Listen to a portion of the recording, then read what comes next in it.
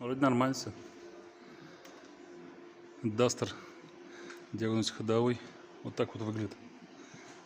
Для диагностики ходовой пришлось снять бампер и выявление дефекта. На машине заменили опорные подшипники. В круг ничего не дало. Передние амортизаторы. А шум как был, так и остался. При кочках беспокоил такой звучок.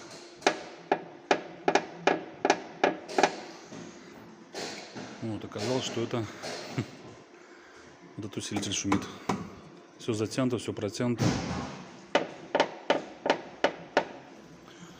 Вот. Сейчас будем снимать, разбирать, будем смотреть, что там происходит. Вот такой дефект. То есть, когда кузов винтом идет, появляется стучок неприятный. Ну вот, усилок отсоединили, сняли усилитель. Оба. И где наша проблемка? Тын-тын-тын.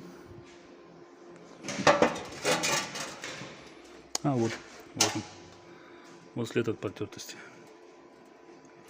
То есть вот здесь он протирал и издавал скрип. Странно.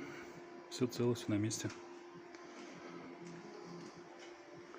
Вроде ничего не бито. Вот такой дефект. Ладно, сейчас исправим и будем собирать обратно.